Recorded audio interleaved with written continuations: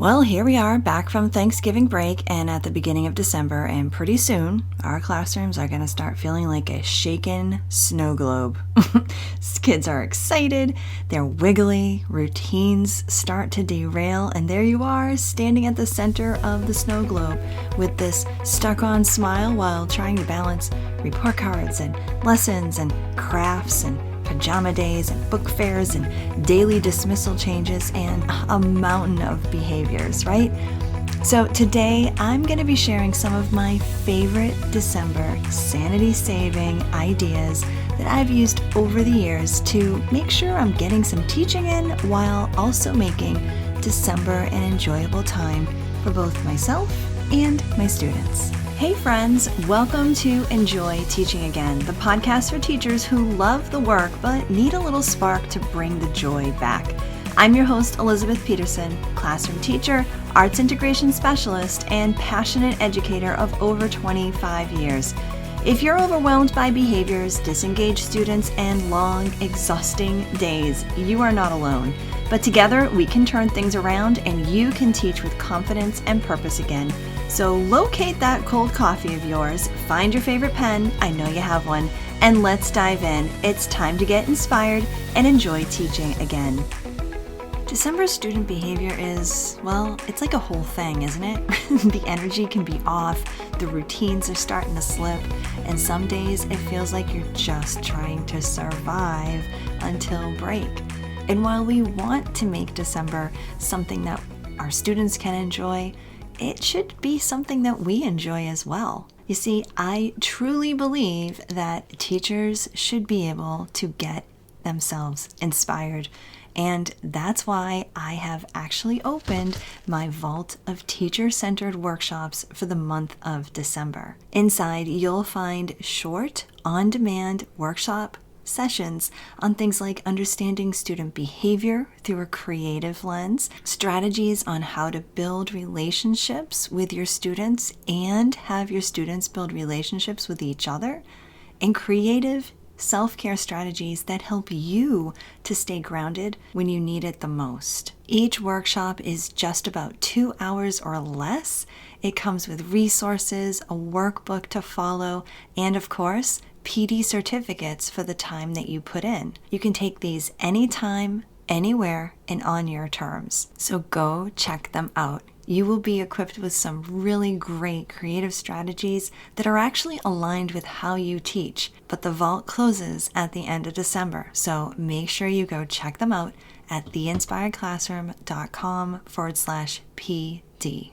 All right, so let's jump in. Number 1 is to embrace the movie. Now, sometimes the best move is to just pause for a minute with a well-chosen classroom video or movie. And I'll tell you, this is not cheating. This is strategic. I use movies for when I need to get those report cards done or write down some assessment notes or even, get caught up on things for parent conferences or just simply to take a break. And in December, it's the perfect opportunity to use a movie or a video as something that your students can earn and maybe even tie it into a PJ Stuffy Day, which always seems to be a hit. Sometimes you can even do this as a surprise some afternoon. But here's my big tip, and maybe you even know this one already, and that is to always have coloring pages or sheets for sketching ready, because it seems like the students of today, they just can't sit down and watch an entire movie. Have you noticed that? It's actually alarming. But that's maybe the topic for a whole other episode. But always have some kind of coloring pages or blank papers ready just in case students need a little extra to do while they're watching the movie. And I'll tell you, there have been also other times when I've actually put a movie on and told the students that no, they just need to sit, be with their classmates, and watch the movie, get into the story. So decide what you want to take, what angle you want to take on that one. Now, there have been times when the idea of a movie was just too exciting And it kind of seemed to backfire with behaviors in the hours leading up to the movie in the afternoon. Been there? So if you need a little behavior incentive, here's something to try that has worked for me in the past, and that is to write the word movie in big letters on the board. And as the day goes on, if there are some behavior disruptions, I'll just walk over dramatically to the board and erase one of the letters. And even if one letter remains, they earn the movie. Okay, number 2 is to keep your crafts and your art projects simple. Chances are you're going to want to give your students opportunities to have some creative holiday fun during the month of December, but I want to encourage you to keep things really simple. Look for simple crafts or art projects that your students can truly do independently and don't require that one-to-one teacher support. I've done my share of crafts where I end up creating 25 crafts because I find myself helping every single kid. So if you want to avoid that, definitely plan ahead and choose something that students can do completely on their own. Or you can even train up a couple of students to be helpers. I feel like every class I've ever had has at least 2 to 3 students who just love being a helper. So what are some simple ideas? Well, paper snowflakes is always fun. Maybe some simple origami. I actually have an instructional video of simple Christmas origami ideas on my YouTube channel, and I'll link that up in the show notes. I've had so much success with these with students as young as 3rd grade. 3rd grade seems to be a good year to introduce some simple origami. And don't discount the idea of free form creation time. Some of my most successful crafting or project time for December has been when I lay out a bin of random materials. And I know so many teachers have these, I bet you do too, a random bin of materials, and ask students to just have at it. They could be filled with things like felt pieces, pipe cleaners, stickers, yarn, let me say that right, yarn, popsicle sticks, cardstock, cotton balls. Kids of all ages just love to create. And some kids will dive right in, and others will look lost for a little bit, but that's all okay. Eventually they'll get something, and even if they're not super thrilled with the outcome, make sure that you're pointing out the idea of the process that they took to just come up with some interesting, creative, and unique ideas. Another simple creation idea is directed draws. I love a good directed draw. This could be a holiday themed one or even a content based one. I've done directed draws of George Washington, the water cycle, but here's a little tip that I love to use when I'm doing a directed draw. I actually play it at 0.75 speed. You can go ahead and change that in the settings. And depending on your student's age level, you can just tell them that you're not going to pause it. That's what I do. I just put it at 0.75 speed and I tell them I'm not pausing this. You just have to keep up. And it keeps them quiet and focused, and behind the scenes it allows me to do a couple of extra little things around my desk if I need to. And of course, there are always students who feel like their drawing just isn't good as they're going through it. But this is such a great way to talk about a couple of things.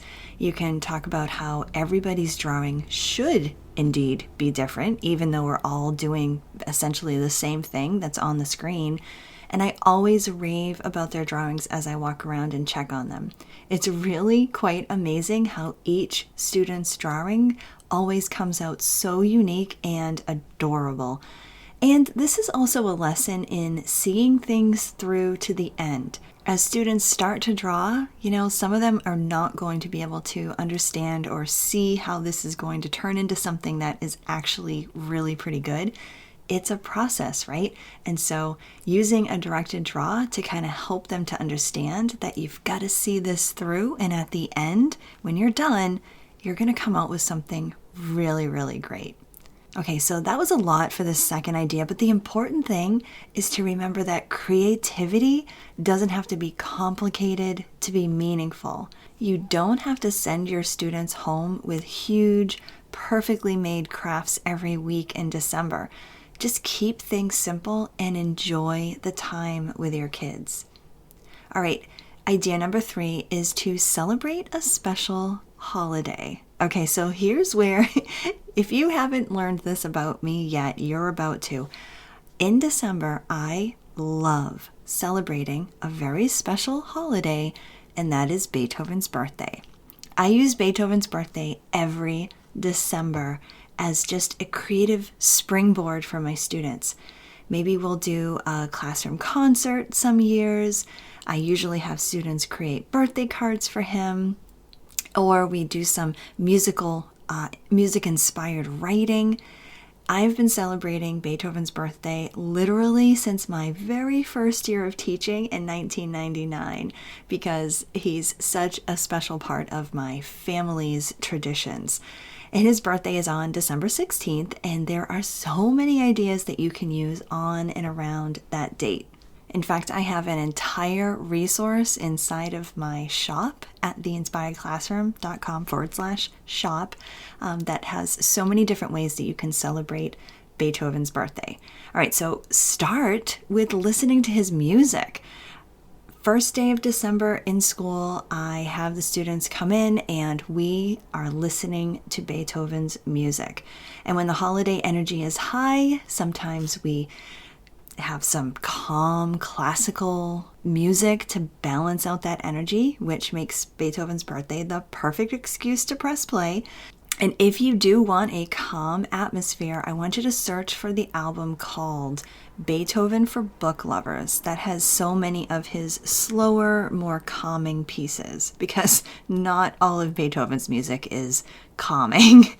But you can even build on the idea of listening to his music in your classroom and have his pieces be the springboard, the inspiration for story writing, for poetry, for illustrations. Oh my gosh, there is just so much you can do.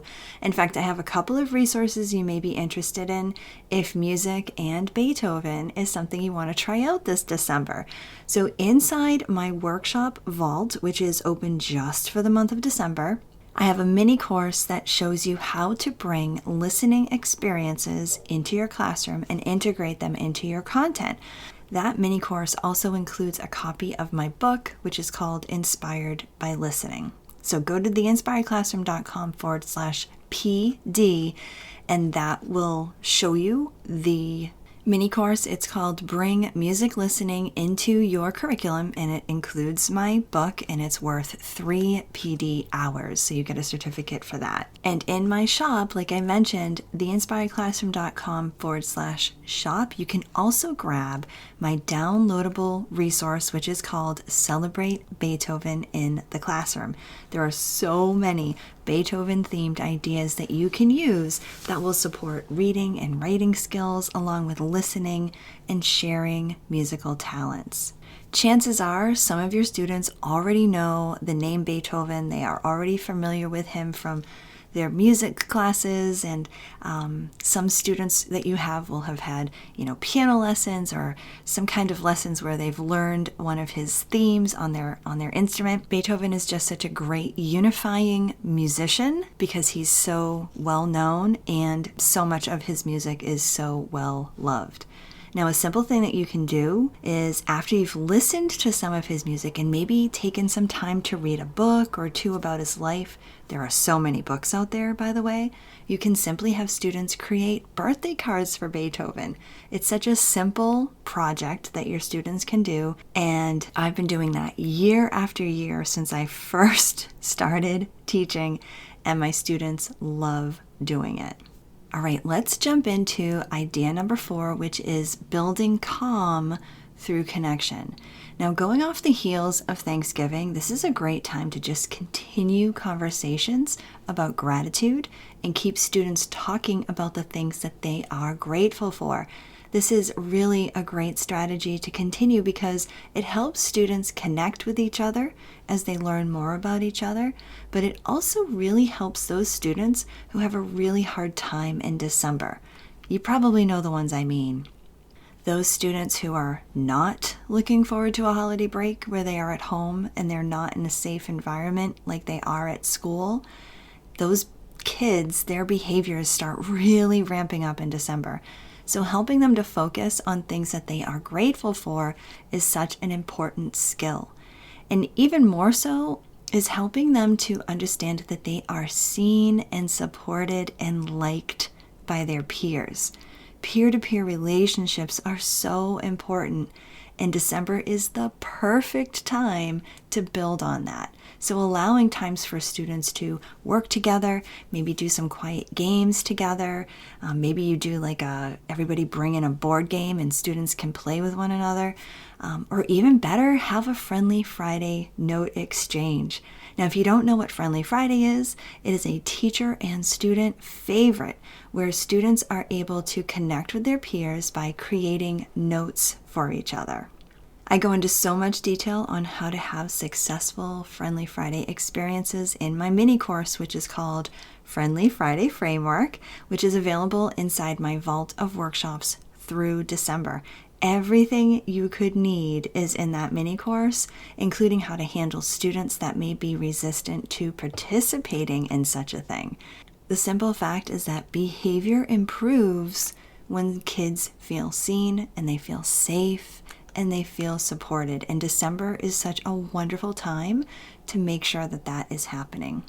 Okay, so number 5, can we talk about how to channel the energy that is synonymous with schools in December into some fun and focus? So instead of fighting the holiday hype, let's channel it into some positive momentum.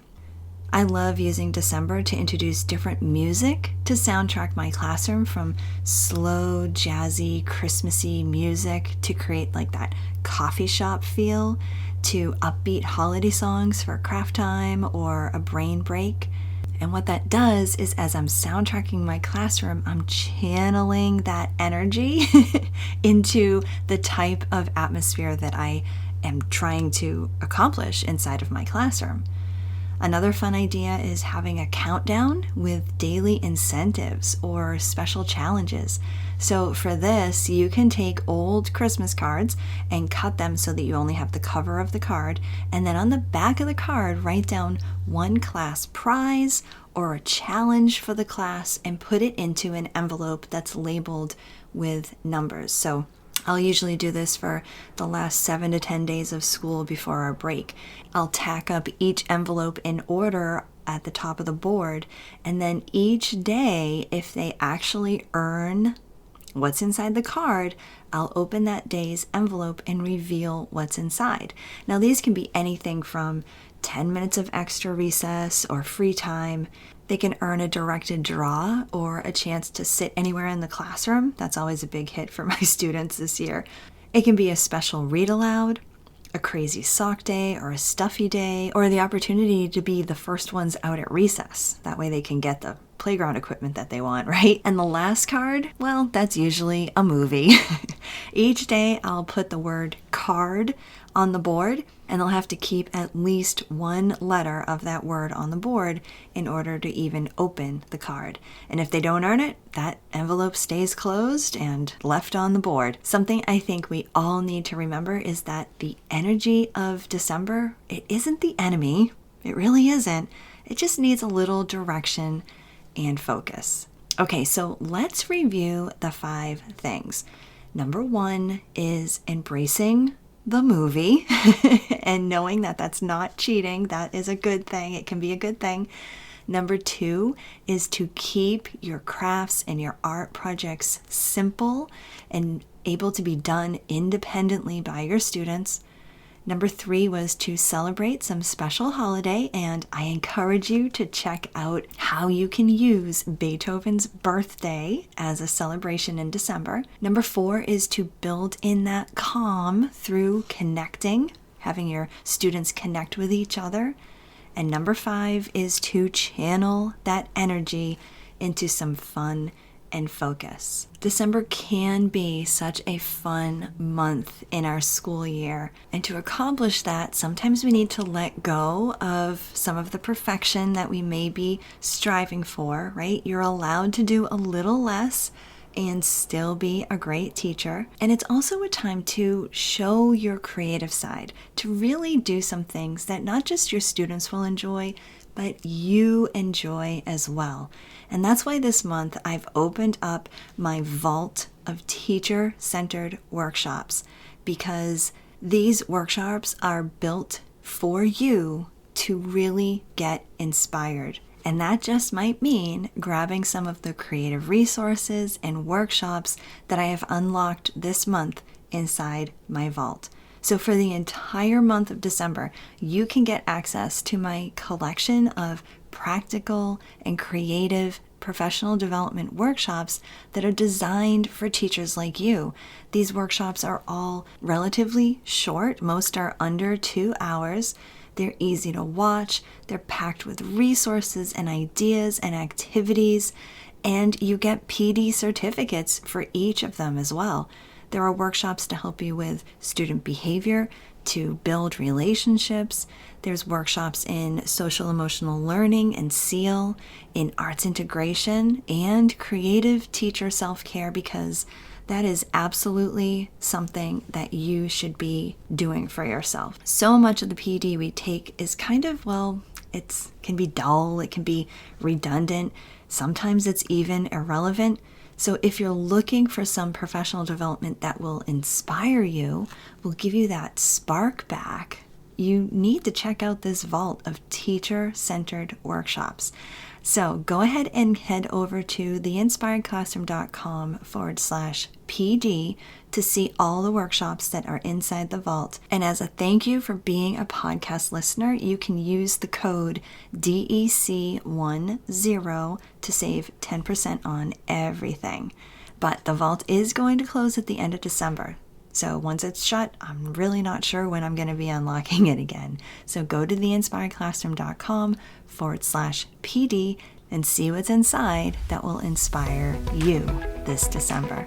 I hope you have a wonderful start to your month and a wonderful time with your students.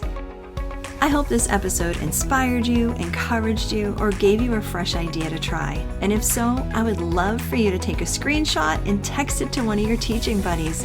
I'm so grateful that you landed here with me today, and it would mean the world to me if you would leave me a review over on Apple Podcast. Thanks so much for being here, and I'll catch you on the next episode. This is Elizabeth Peterson reminding you to get inspired so you can be inspiring to your students and enjoy teaching again.